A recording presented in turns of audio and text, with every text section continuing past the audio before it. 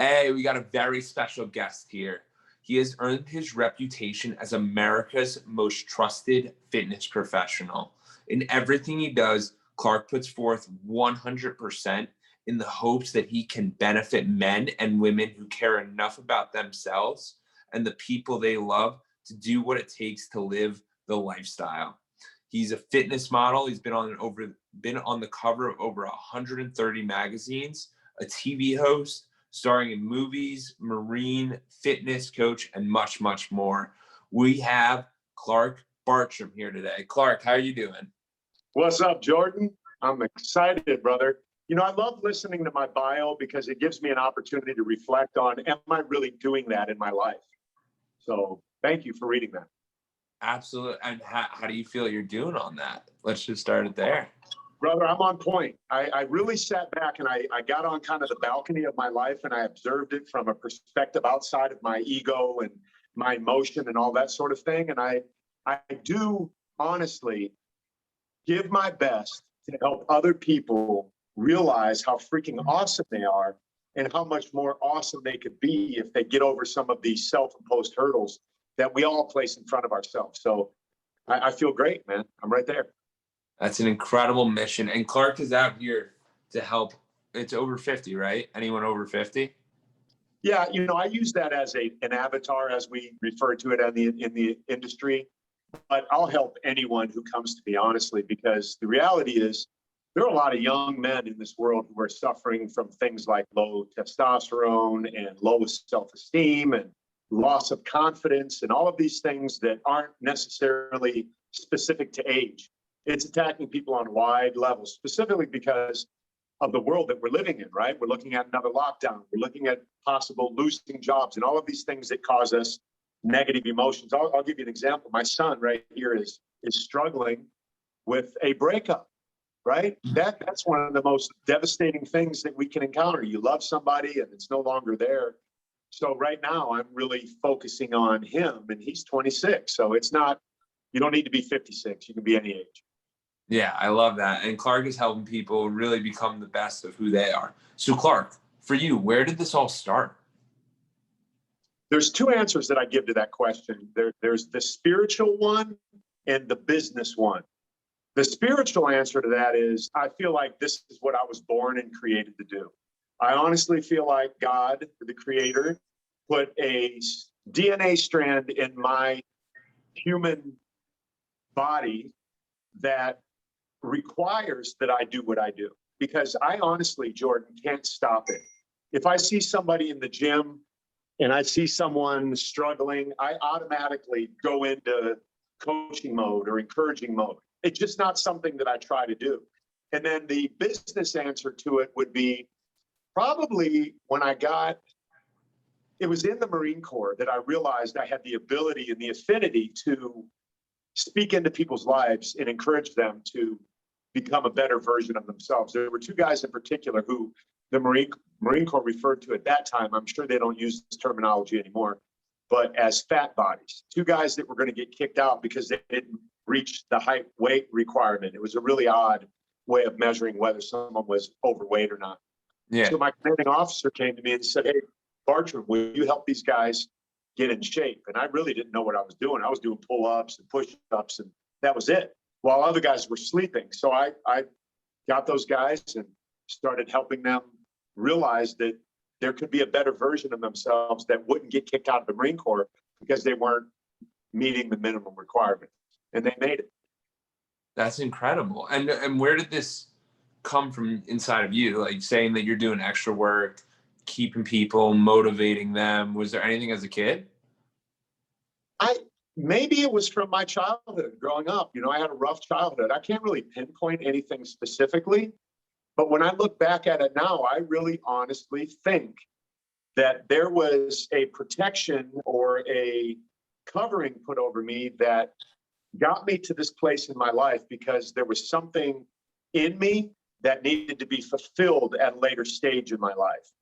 I come from a pretty traumatic childhood. We all do, right? We all have our story, and mine's no better or any worse than anyone else's, but it's specific to me, and it was as traumatic as somebody else's was to them. So with that, I could have went many different directions, but for some reason, I was always a good kid. I was always the nice guy that the parents liked, and the dad of the girl or whomever it was. There was something unique and different about me that I can now identify and see from the perspective that I sit at now, not knowing it then because I was just a kid, right? Yeah, absolutely. So I want to point out two things that I just love about what Clark says. First of all, is he always looks back at a different perspective. He's always changing his perspective. See, because we can't see everything we're going to see. We have to get others' opinions. And he's looking back on his own life, which is just, the concept is very interesting. And then the second thing I really liked about what Clark was stating there is that he took it upon himself. Like, I'm not relying on anyone else. I'm doing it myself. I'm becoming that person. And that builds confidence inside you and allows you to go outward towards other people. That's what I was hearing. I'm glad you heard that because that's exactly what I want people to hear and understand. I always use this analogy or kind of visualization. And it was funny because my son and I would actually make fun of this guy that I heard say this all the time. My son used to run a rock wall, and we would go to this corporate event all the time. And there were these coaches that would take these up and coming financial people for this one big company. And we had been there so many times and we hear this speech all the time. And we would always mock it. But I use it now all the time because it makes so much sense. When I first started hearing it, I wasn't able to understand what it really meant. And it seemed like these coaching words that this guy learned. But what he would say was, I want you to get on the balcony and observe yourself off the dance floor, from the balcony, out of your emotion and in your reality and understanding of there's a person down there that can operate to the most efficient place in their emotion. So if you separate yourself visually and you're on that balcony and you're looking at Clark down there on the dance floor, and you can see better ways to move, like if we metaphorically look at that as life, then we can now make those changes within ourselves and not have to rely on anyone else, like you said, because, we can't constantly be looking out. We need to be looking in more often than we're looking out. And when we're looking in, then when someone comes to us, we actually have that life experience from being on the balcony and making those changes that we can share with other people. And that's really where I feel like I'm at in this stage of my life. That's awesome. That's awesome. And I know you do a lot of different stuff and you're a very well-rounded person. So can you dive into that a little bit? And the reason I bring that up is because, so back in 2 years ago, I started Edwards Consulting. And what's that all about is basically I was sitting there realizing that people weren't living the most optimal lives. So what I decided to do was figure out a little framework. And what I realized is life's broken up into a couple different areas. You got mental health, physical health, community service, philanthropy, relationships, whether that's dating, whether that's friends, whether that's family, whatever it is. And then the last one, spirituality. And as I was looking into you, doing some research, I'm like, this guy, he's got them all. He's got them all. I love it. So I just wanted to see if you had something or if there was any dynamics, because you do touch on a lot of different areas of life. Yeah, it's funny, Jordan. I love that you have those. I refer to them as 5 lifestyle principles because I have similar lifestyle principles that I teach the people that work with me. It's mindset, meals, movement, community, and supplementation. But with respect to your answer, it's funny because when I look back on my life, my son, he's in the other room taking a shower. That's why I keep referring to him. My daughter would always ask me, to this day, they still call me Dada. Dada, what do you do anyway? People who were observing me from the outside never really knew what I did because every day it was something different. One day I could be speaking at Rupp Arena. The next day I could be home, typing on my computer. The next day I could be taking a photo for the cover of a magazine. And the following day I could be in a prison speaking to somebody. So I've never been a guy who's operated from a schedule. I've always been a guy that operates from feeling and emotion and doing what I feel is right for me on any given Sunday, if you will. Each day I wake up with the understanding that I have the opportunity to positively and powerfully affect everyone I come into contact with. And that is a mission statement I wrote for myself probably 25 years ago. And that was from a mentor of mine that I hired to coach me. And he said, you need a life mission statement. And God's honest truth. I woke up this morning. I physically watched me put my feet on the ground. And when I do that, I then recite, today, I will positively and powerfully affect everyone I come into contact with. What does that look like? Podcast right now. This is my doing my mission and vision and purpose statement for my life. I could leave here in 15 minutes and go somewhere else and have the ability and the opportunity, more importantly, to do the same thing somewhere else. So I don't really put myself inside of a box and say Clark Bartram is a fitness model. Clark Bartram is a human who loves interacting with other humans to do the best as he can just by action, not by words, to bring the best out in everybody that I come around. Absolutely incredible. There's so much of society that just boxes ourselves in. And it even happens to super successful people where people go, that guy's a football player. He's not a businessman. He's a this, not a that. And it's got to be, he's a this and a that. He's more than all of that. And it becomes, these labels don't deem our life. And I love how you exhibit that through all of the different things you do. It's funny you bring up football because lately, the last few, probably week or so, I've been going out on the football field and doing these crazy football stunts. If you look at my Instagram or my TikTok or any of those social media platforms, I was inspired by an NFL Super Bowl champion quarterback by the name of Brad Johnson, who I saw on TikTok. He's throwing the football, hitting the upright, throwing it through the basketball rim and all this sort of stuff. And I reached out to him and I got him on my podcast. And then suddenly this friendly competition started. So I go out here now and I'm doing these stunts and I spend hours at a time. Because if you miss one by this much, you're hooked to the next time. You got to get it, right? That's how I operate. So anyway, I'm doing those and I'm thinking, so someone watching me might think, look at this guy wasting time. I'm not wasting time. I'm using those lessons that I'm learning out there. I'm going live. I'm making commercials for YouTube to drive people to my program. I'm taking all of that content, all of that fun, all of that personal and friendly competition and turning that into something that is valuable and usable. So everything that I do in my life, I see it as content or something that I can box up or bottle up or package up in a way that I can present it to somebody somewhere someday and have that be something that will do somebody some good. That was a lot of sums in that. That's awesome because it makes the concept of like why I started the podcast. I started it because I was on this mission to meet all of these different interesting people and find out how they became successful. And I'm like, okay, Clark, we could have hopped on the phone, talked for 40 minutes, but we wouldn't have been able to record this and share it and repurpose it. And that once I realized that concept, I go, it's not about the podcast. It's not about any of that. It's about how you can help other people down the line through what you've done and through those experiences, which I'm really glad that you brought that up because it makes your time go as this is valuable time or I'm wasting time. And it's not like one's good or bad. Valuable time can be hanging out with your kids. Valuable time can be doing anything. It doesn't have to be recording stuff all the time, but it's really whatever's valuable to you at that moment. Absolutely. You hit it right on the head, man. You know, a guy reached out to me the other day in a private message and he said, Clark, I'm really curious. How much of what you do is brand and how much of what you do is for the cameras? And are you really the guy that you're pretending to be, basically? And I appreciated the question because he wasn't trolling me. He had an honest question, and I can understand that.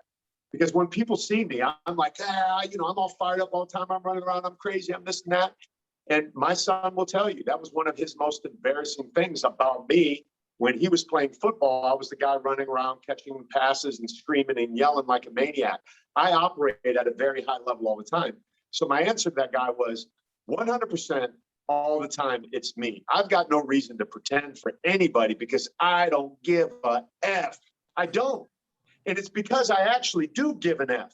And people need to understand how those things really come together because they do. I don't care to pretend to be anybody and be authentically me because I care so much about connecting with people that I know putting on a front or a show is only sustainable for so long. And where I learned that was in prison, speaking in prisons. I've been in a couple hundred prisons around the country, from level 5 supermax, condemned row to work release. And I learned very quickly, you don't fake anything in there because you will get found out like that quickly. These guys are not stupid. When did you start focusing on prisons, and what do you exactly do with them? So it was in the 90s, probably 95 or 96. I got a phone call from a buddy of mine who was doing it, and he couldn't go, and he needed someone to replace him. And it was a very specific replacement because what he and I did were feats of strength. I would blow up hot water bottles until they broke, break baseball bats, bend horseshoes, tear decks of cards, tear phone books, things like that. So he couldn't get just anybody because he had to replace himself with that person, because it was almost like a variety show. Yeah. So when he first asked me to do it, I'm like, no way, bro. I'm not going into prison. Are you kidding me? These people are horrible. I had a misconception about people that are locked up. And he convinced me to go do it by telling me, hey, they'll pay you $300 a day. And I'm like, all right, I'm in. So I went and did it, and the $300 became irrelevant to me because I quickly learned that there are a lot of humans in there that made bad mistakes. There are a lot of humans in there that are being unjustly treated. There are a lot of humans in there that need to be there, and we're thankful that they're there. And hopefully they'll never get out. You know what I mean? So there's a variety of people, most of which are good people that made bad choices that ended up in a place that they never intended to. So somebody coming in there and sharing a little bit of hope with them is a good thing. And that's what I did. And I did it for many, many years, and had the opportunity to meet some encouraging people and learn a lot of life lessons that really brought me here where I'm at today. Yeah, and I think that's so good because it's so far from where you were in life and what you were doing that it gave you a perspective of one of gratitude, and it allowed you to see things that you would have never seen if you didn't go meet with them. Yeah. And I was at the height of my career as it relates to popularity, or whatever, if you want to call it that. I was on TV. I was on ESPN, one of the most popular fitness shows going. I was just getting my own show. So now all of these people are looking at me like, you're able to do this, and we want to bet on you for a show. And, that was the last place I ever thought I'd go. It's like, why would I go to prison when I'm experiencing all the success in my life? And that's the exact reason I needed to go to prison, was because there were men in there that saw me on TV, and it gave me a platform to speak to them in addition to these feats of strength that other people wouldn't be able to do. And we all know that, prison is not a soft place. We know prison is where guys go in and they lift weights and they get jacked, and it's physical. So when a physical guy comes in, such as myself, typically what happens is I get disrespected at first until I prove to them I'm not there trying to show off or show out. I'm there trying to use my gifts and talents, one being on TV, two being a guy that understands techniques on how to do this, feats of strength. Then they're like, open their heart. They're like, oh my God, bro, I knew I saw you from that TV. What's that girl like? Oh, wow, man. Yeah, I saw you in this magazine. I got some crazy stories that would blow people's mind about me being in prison and having those magazines, for example, available to me. It's nuts, man. Yeah. Do you want to, are you open to sharing one? Yeah. One in particular, I can't remember what state I was in. It was like Alabama or Arkansas or something like that. We were in a little town, and it was a level 5 supermax. So as you can imagine by the title of it, it's a very secure prison. Well, in prisons, there's something called ADSEG, administrative segregation, where they separate the people who have issues emotionally, mentally, physically, behaviorally, whatever. So they separate them out and they put them in administrative segregation, get them away from general population. So I'm at a level 5 supermax in ADSEG, and the CO, the correctional officer, tells us all in a group, hey, look, when you go down at the end here, whatever the guy's name was, Jones down there is an asshole. He's just a mean guy. He doesn't like anybody. Don't even waste your time. So where do I go? I go walking down towards Jones. And when you're walking past these doors, right, they refer to it as their house. So I wouldn't want anyone walking up at my window looking at my house. So that's the way you approach one of these cells or houses. So I walk past Jones and I see him, he's in there doing push-ups. And I just said, hey, man, I waved and he looked at me. He had his feet up on his bed and his hands on the ground doing like a decline push-up. And I walked past and he just completely kind of looked at me like, don't mess with me. So I understood what they were saying. But then I come back through and I'm like, hey, do you need to talk to anybody? Are you all right? So he looks at me real peculiar. Then he looks back down. Then he looks back up and he looks back down and he jumps off his bed. He grabs a magazine and he walks up to the door and he turns the magazine around and go, is this you? He was doing a workout in Muscle and Fitness magazine that I was on 8 pages of. It was called Chest 101. It was one of my biggest opportunities in the magazines at the time. I had been in small pictures all over the place, but this was my first 8-page spread in the biggest fitness magazine ever. And this guy in a level 5 Supermax in administrative segregation, somewhere in a little town in Arkansas or Alabama, who walks down the freaking aisle when he was told not to go down there. And it was just like, wow, bro, do you really think this is coincidence, or was I meant to show up here on your doorstep today? And we hit it off. And, this guy could be telling this story in reverse on a podcast right now, Yeah. Yeah, you never realize your impact that you have in the world until you see it real time. Yeah, it's crazy. I love that. So you talked about the magazines and the TV. How'd you get into that from the Marines? How did all that go down? When I got out of the Marine Corps, I needed a job. So I went to a gym called Family Fitness Center. And I thought, I could be a trainer because remember, in the Marine Corps, I was helping guys get in shape. And I was very physical and I was very accomplished in the physical part of my time in the Marine Corps. I played rugby in the Marine Corps. And so that was what it was for me. It was a physical training environment. It was also a mental training environment. So I went out and I went to get this job, and it was really funny how I ended up getting the job. And this guy and I are still friends to this day. He was the manager of the gym. And I walked in, I said, hey, I'm applying for a job. He said, come back in a week. I come back in a week. He says, come back in a week. He does this like 3-4 times to my recollection. So my EAS, end of active service, is coming up. I need a job. We're moving into an apartment. I got 2 buddies. They both have jobs. They both can pay rent. I got one more paycheck coming in the Marine Corps, and that's it. So we were going to go rent furniture. And I remember we all got on the application and it said, where do you work? And I'm like, this guy keeps telling me to come back. I work for Danny De La Rosa at Family Fitness Center.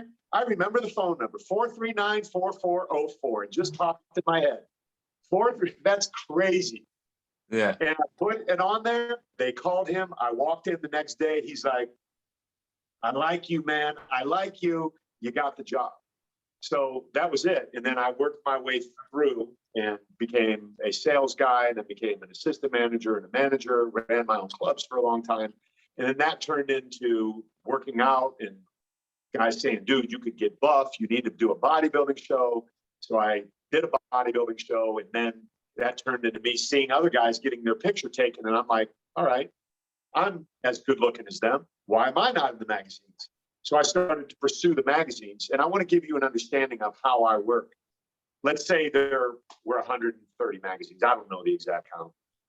But out of 130 magazines that I've been on the cover of, maybe I've been called specifically 7 times. Like, Clark, we want you on this cover.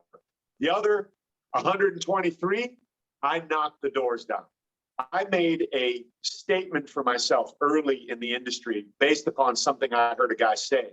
He said to the photographer, I'll call you next time I'm in shape.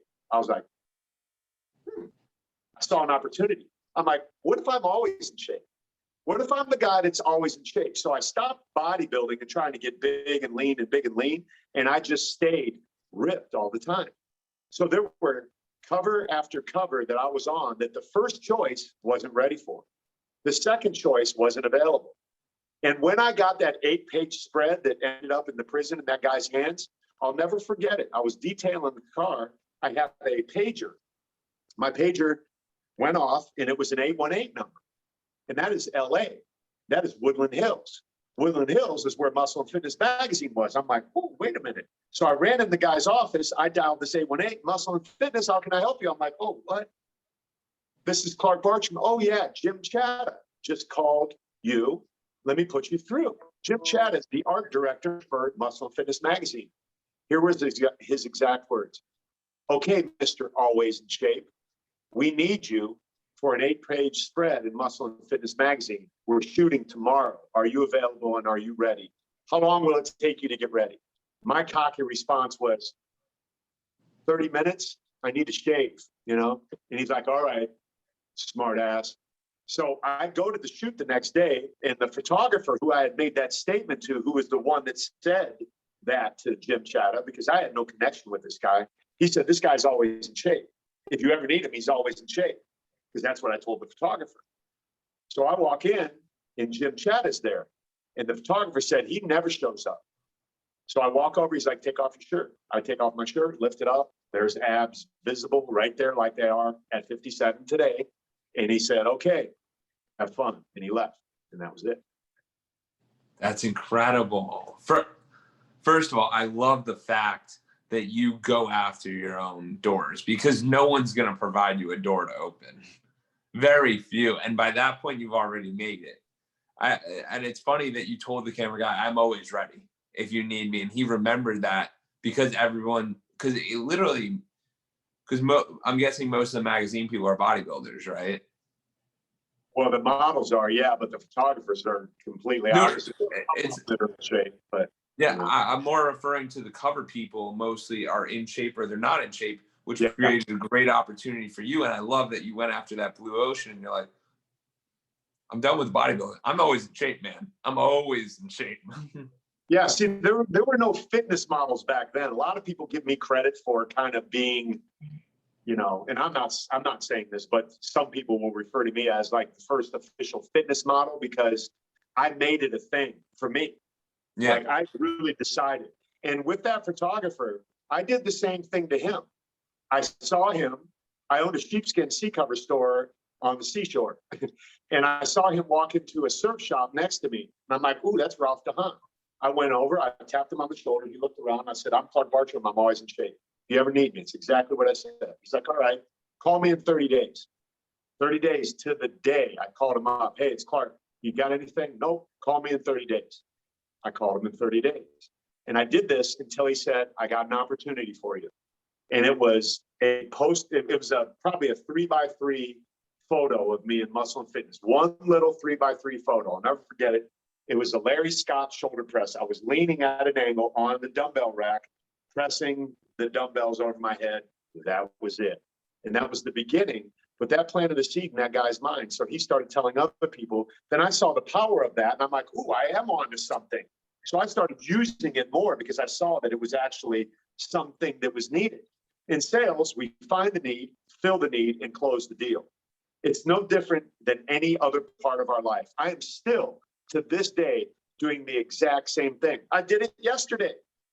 I was interacting with a genius marketer that I want to get to work with. And I was planning it in my brain, man. I had to get out of my emotions, because I had this expectation. I wanted it to happen. And when he was not answering my question specifically, I automatically thought, oh, he doesn't want to work with me. And I'm like, nope, back up, get on the balcony. Don't get in your emotions. Separate yourself and think about this rationally. And I did it. And I just went back and forth. I got out of my emotion. And now I know that this guy, he's calling me back. We're going to work together. That's not a question. But it will be in his timing, not mine. So I stopped trying to control these situations too. You know, it's a daily battle that we all got to fight.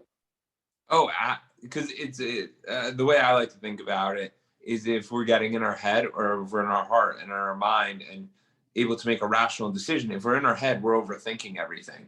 If you're in your body, you're moving the right way. You're in flow state. And you might message a guy. I messaged a guy. He said he's interested.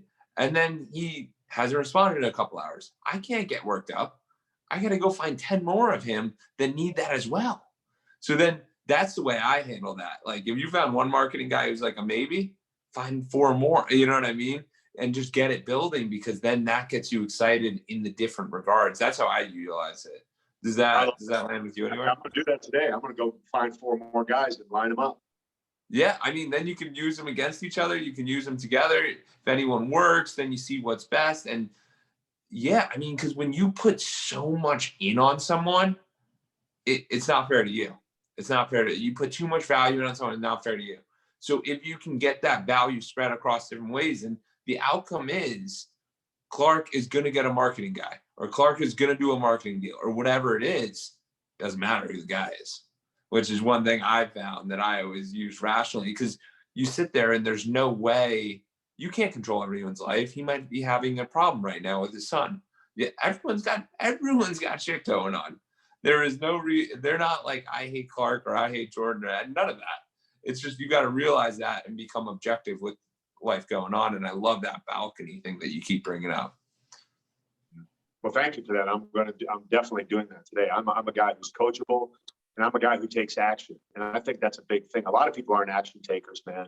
If anyone walks away with anything from this, be an action taker. Don't be a talker, man. Everyone talks. I see talkers all the time, and it just makes me ill. Like, shut up, bro. Don't waste your words. Tell me about this action taking. Where did this come from? What is it? What do you mean? Let's dive into it a little bit.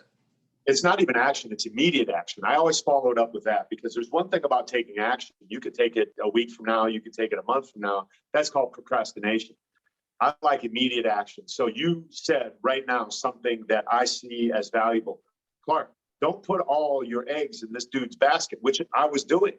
So what I'm going to do after this is I'm going to reach out to a couple other guys who I know are interested, because I heard them say something. Hey, do you need a guy?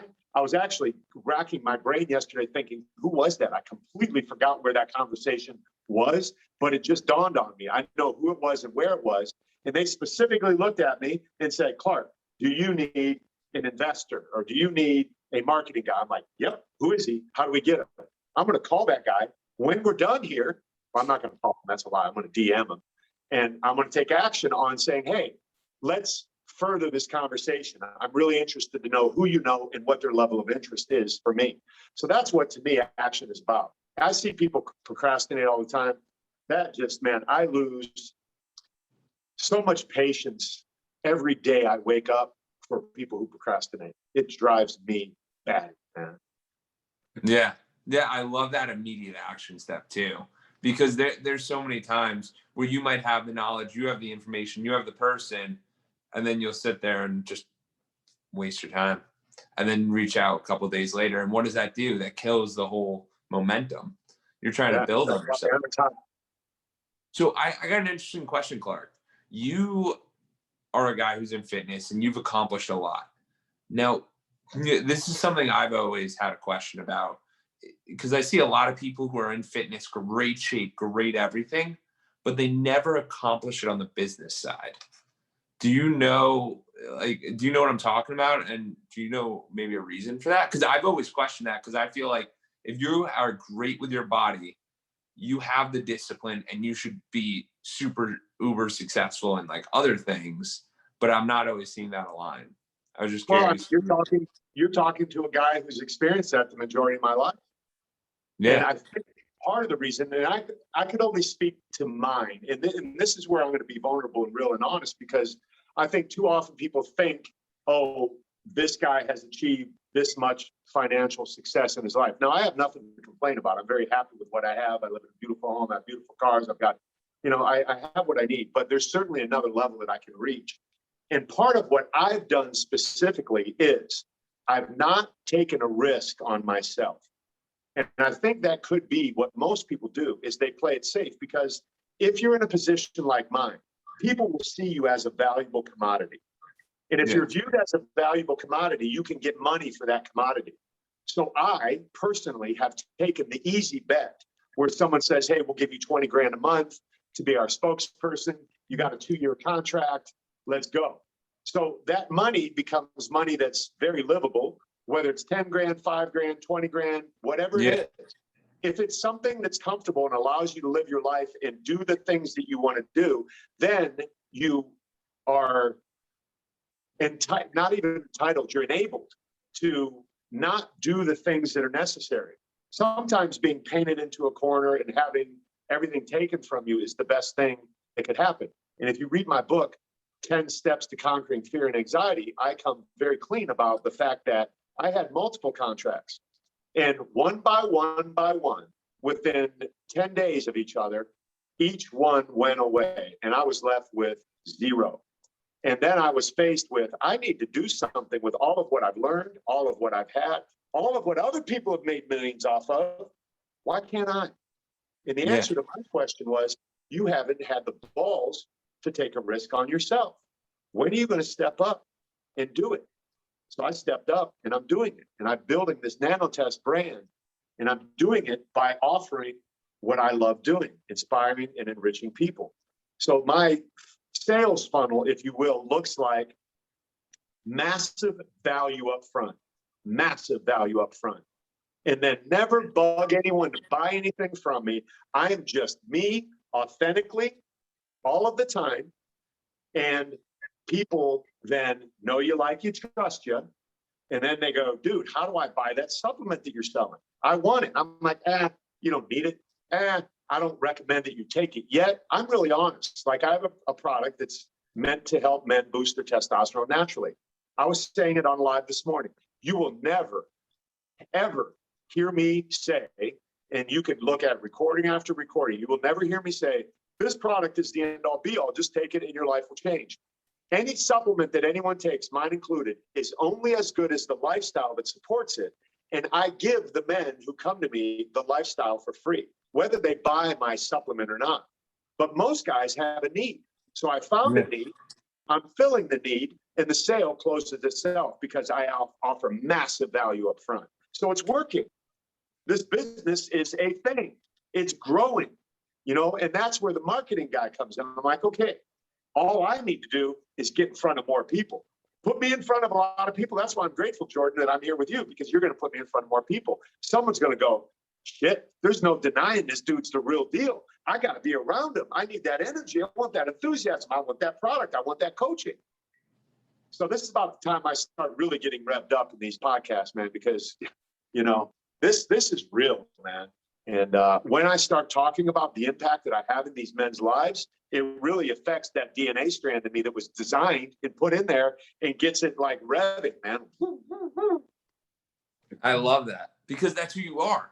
And it would be wrong if you were fighting that, trying to conform and doing a job that's not for you. And I find that there's a lot of people out there doing that because, like you said, food, shelter, clothing, that's what they're trying to rely on. Once you have that covered, then you can go enjoy your life and do new things and experiences. And I love the point where you brought up the law of reciprocity about massive value at first. Where'd you come up with that? And why are you doing that? Because there's a lot of people who are like, hey, if I give you this and it's worth $10, you give me $10 back right away and I want to get paid. But I mean, from who you are just providing, helping these people, changing their lives, like your Facebook group as well. Well, I'm glad you said, Jordan, what you said about the trade of money for service, because, wow, my dad, when I was a little kid, he was a salesman, a cash register salesman. And my parents were divorced. I mentioned my traumatic childhood. My dad wasn't in my home. And my dad would come and pick me up on the weekends. And the first thing he would do is check my fingernails to see if they were clean and presentable. And if they weren't, he would send me back in the house and I would have to clean them. And I would come back and he would look at them again. And he said, first thing you always need to be is presentable. And he always looked good. He was in a tie all the time. And there was always a cash register in the back. And I could smell the NCR tape, the copy paper that went in the machine. I can smell it right now. And I remember specifically my dad going into a convenience store. And it was a very ethnic neighborhood. We had Greek guys, we had Italian guys, we had black guys, we had Iranian guys. They all owned the convenience stores. And my dad came out one day and he said, listen, he said, whether I get along with the person inside that store or not, we are trading money for a service. He said, if that man gives me $100 for a service, my responsibility is to give him 300 back in that service, to go above and beyond his expectations, to go above and beyond what he has paid me for. That is the way I get called back. That is the way he refers me to his friends who are all networked to get a cash register, because he knows when that thing breaks down or he doesn't know how to program it, I'm going to show up and program it for him and not ask him for a penny. That has stuck with me. And when I launched this business, I had a stack of my product, Nanotest, behind me, and I have the video because I wanted to record it. I look back at it and I said, I wish my dad was here, seeing me do what I do, because I do what I do because I saw him do what he did. And that's what I do for. Yeah. That gives me chills. I really appreciate you being vulnerable there and sharing that story. It's so crazy how much our childhood and different scenarios really impact us. And it shows that you're authentic. It shows that you have heart. It shows that you really care about these people. So I really do appreciate you, Clark, sharing that. Yeah, it's definitely super powerful. And I'm so grateful that your dad gave you that lesson. You know, and I fast forward to now, because my son, because of the situation he's in with his girlfriend, wants to hang out with me and work out with me. And the first day we went to work out at the gym, it was so awesome because it was like the stars aligned with all of these people that I come into contact with that I want to positively and powerfully impact. The first one was a homeless man on the side of the street. We pulled up, the light was red, he was right there, I was right there, I rolled down the window, and this is what I said, without any knowledge, my son having any knowledge what the previous conversation was. I said, hey, you remember my phone number? And the guy said, man, I was thinking about you this morning. I'm going to call you tonight. Was your phone number? And he recited it, and he had one digit off. And I said, no, this is it. He said, I'm going to call you tonight. I was going to hire this guy to come paint at my house. So he witnessed that. Then we leave and we go to the gym and we walk in, and the reception that I got from the people at the front desk was, wow, Clark's here. And then when we were leaving, there were these three young guys that were, two of which I knew, one was brand new. And the brand new guy goes, wow, man, Tyler told me all about you. He told me about the magazines you're in and this and that. I want to look like you when I get older. And the other kid said, shit, I want to look like him right now. So I'm sitting there thinking, my son now is at a stage in his life where he can appreciate this aspect of who I am, where when he was younger, maybe it was embarrassing. And then when we got out of the car, I just looked at him. I said, Mitch, do you ever get tired of being my son? And he didn't respond at all. And I know he's not. And I know this is something that he appreciates, that his dad is really who I, pretend to be online. I'm actually that guy, because those encounters I don't record, but I do record them in my mind to use them as stories now, because like you said, whether we're digitizing it or memorizing it, it is something that we have in our files that we can pull out in a situation like this. So that's an example of one of those times. Yeah.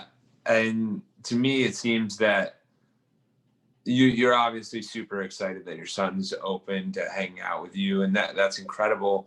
But I think even more importantly, you're showing him as not cover of a magazine, not TV host, not Marine, not any of that, but just a human and a token of an inspiration of like, I'm a good human and this is why, because I'm about to hire the homeless guy to paint the house. I'm going to do this, do that, like little interactions, because so many of us just go, hey, like, how are you evaluating me? How can I, and you're turning the whole pendulum switch. How can I add value to each of these people? And even if it's just listening to someone, or if it's just talking to someone or having that conversation, because I'm telling you, that homeless guy,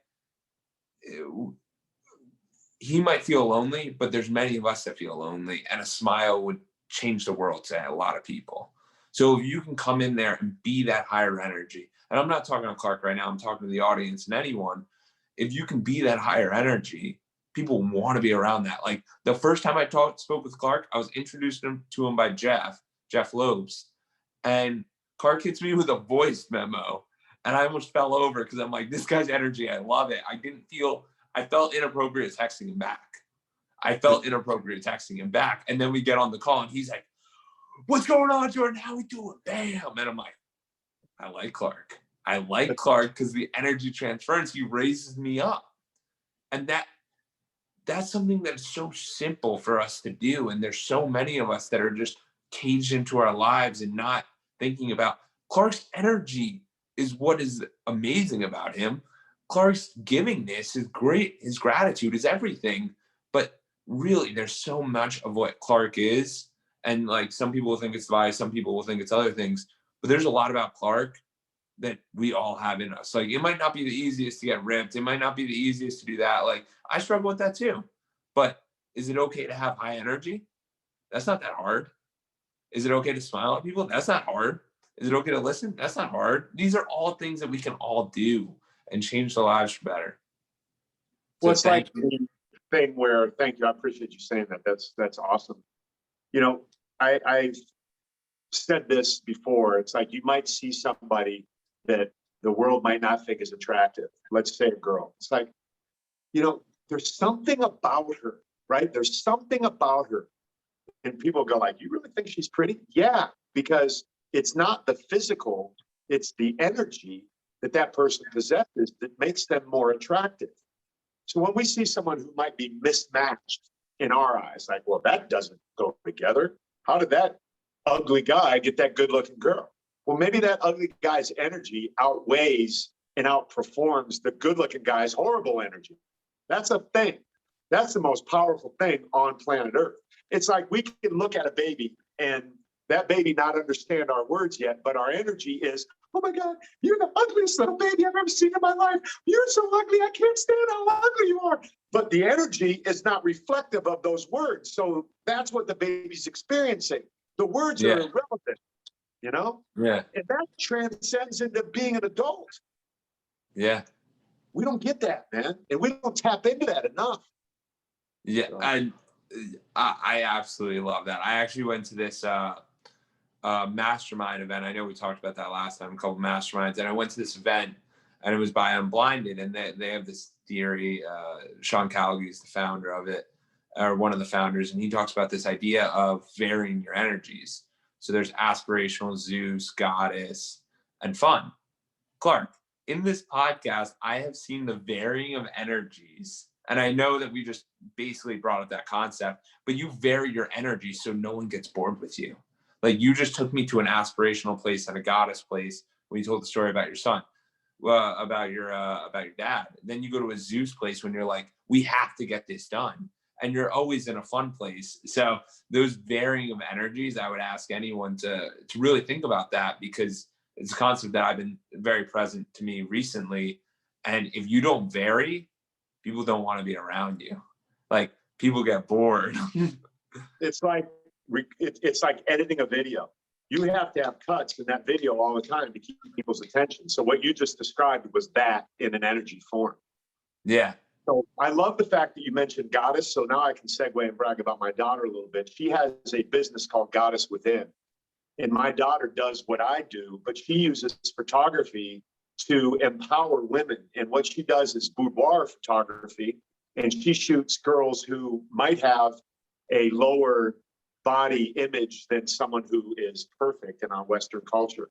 So she takes these girls who are heavy and, you know, feeling a little bit less than somebody else, and she coaches them through this photography and brings the goddess within out of them and empowers them by proving to them that they're beautiful regardless of their body image or regardless of what anybody else thinks.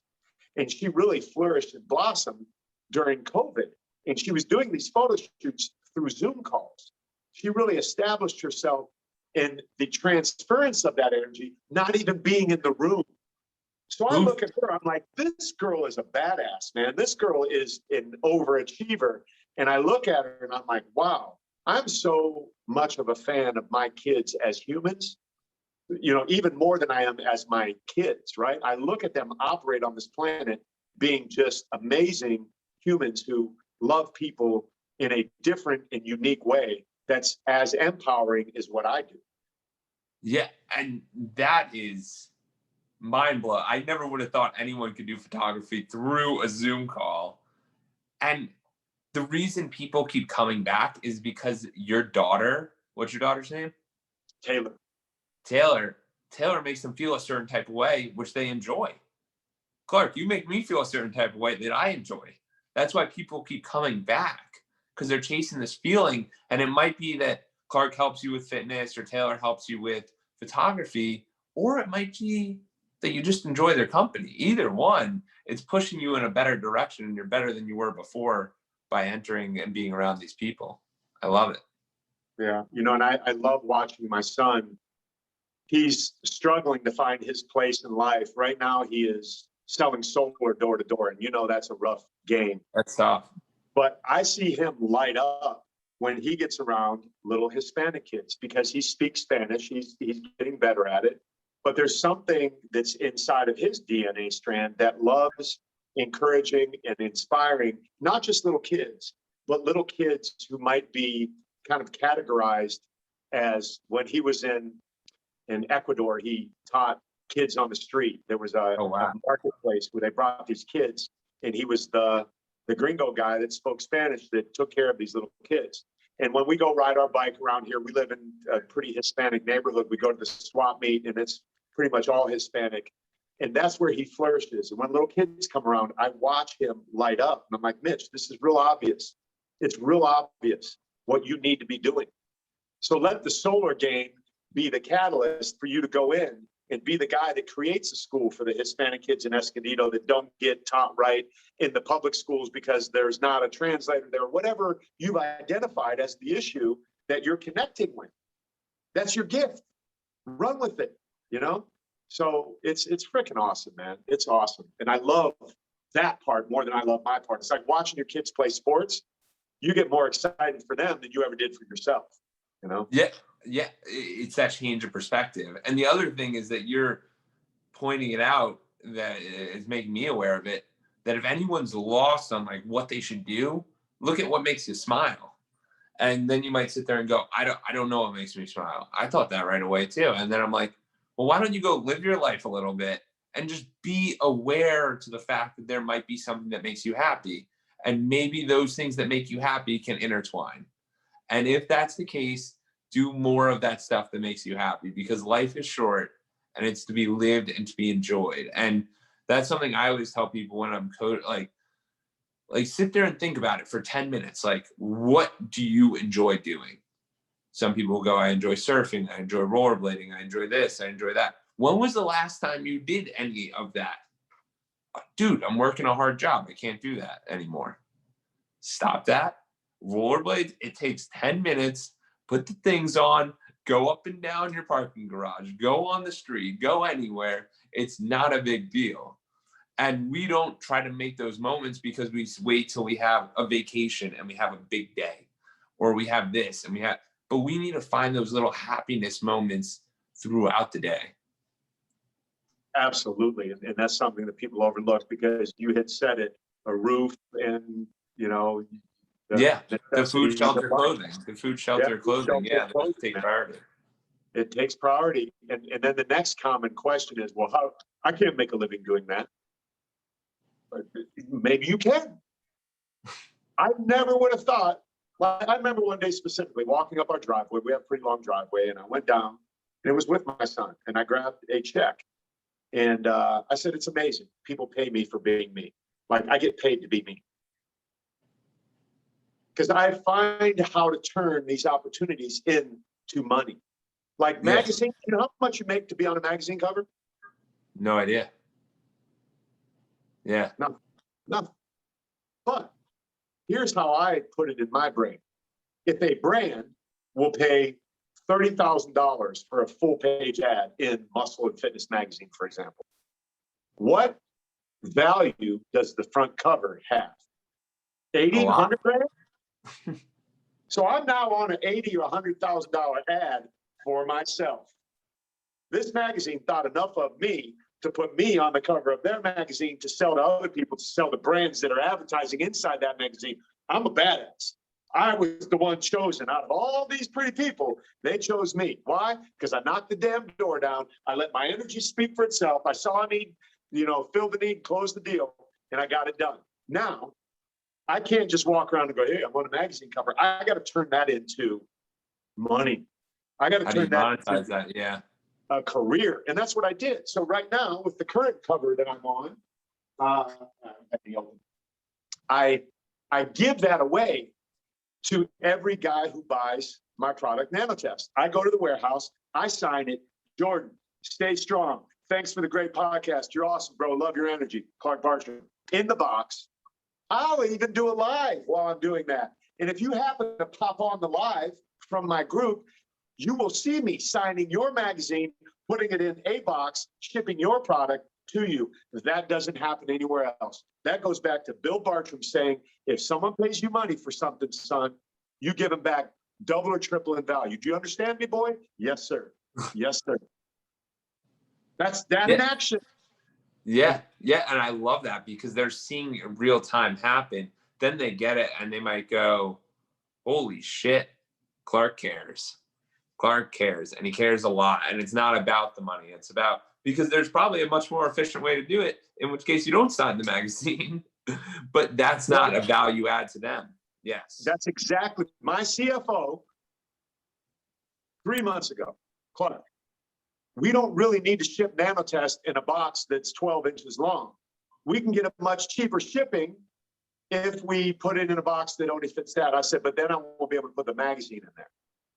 We'll cover that, you know what I mean? Or we'll absorb it somewhere else. We'll make it work, because it's important to me that people get that customer experience that they never get anywhere else, or they don't get anywhere else too often.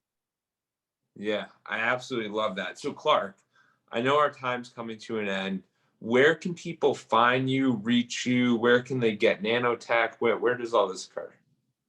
So I'll send you all my social media links. They're just at Clark Bartram. One of my, TikTok is blowing up for me. I do something called 3 Moves, 3 Minutes on there.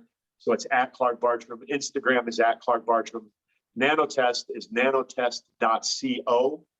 If any man wants to join my coaching group, you just go on Facebook, type in there, NanoTest Performance. I'll add you in. Then I also have another program that I just reinvigorated. It's called One Step Body.